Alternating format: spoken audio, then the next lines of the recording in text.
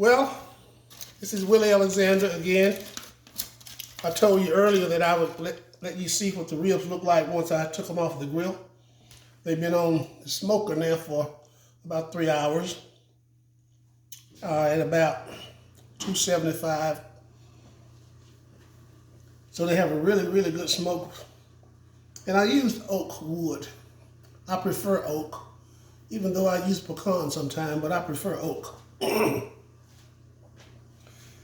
Now, there are two ways that I do the ribs.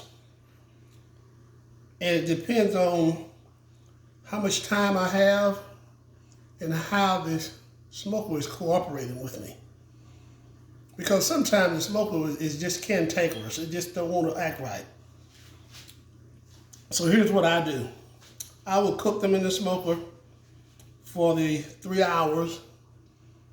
And then if I use the smoker to tenderize them, then what I'll do is wrap them and let them sit in the smoker for another 2 hours.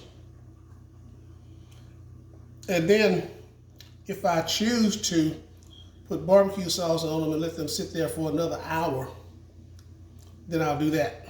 But most of the time I don't do that because I want the ribs to be without barbecue sauce when they're presented. Some people want barbecue sauce on them and some people don't. So I like to cook them and put the barbecue sauce on them later.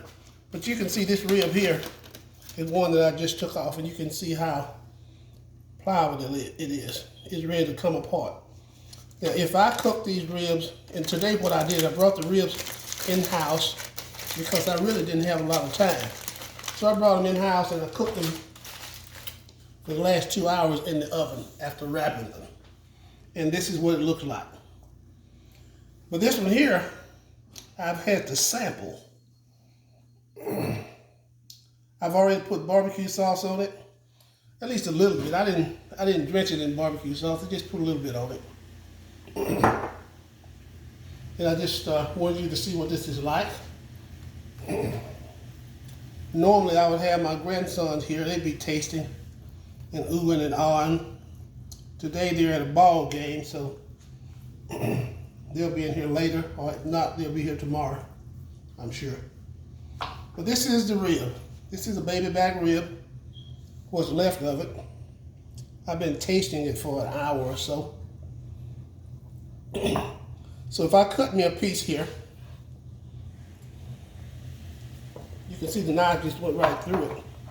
Very, very tender. This works for people with false teeth or no teeth at all, really. Now some people want ribs that fall off the bone, and some want to work a little bit. This one here is right in between. Look at this. It comes right off the bone. Well, that's good.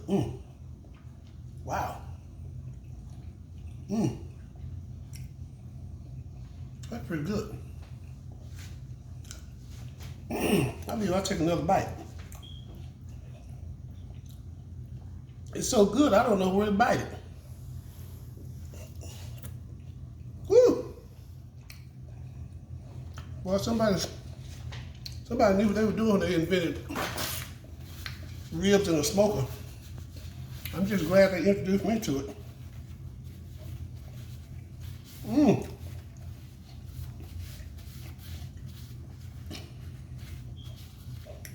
Excuse me for,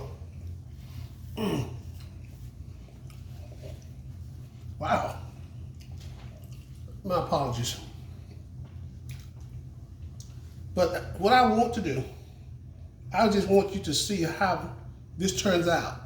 And just know that I'm using only my barbecue sauce, my seasonings to create this wonderful flavor. So what I would ask you to do is to give it a try. To